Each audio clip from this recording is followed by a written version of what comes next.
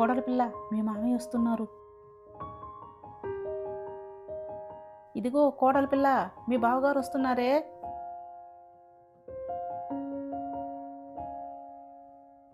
ఉవ్వా, గాజులు లేకుండా అలా మొండి చేతులతో భర్తకు అన్నం పెట్టవచ్చా? పెట్టకూడదే. నీ పుట్టింటోళ్ళు ఏమి నేర్పారో ఏందో నీకు.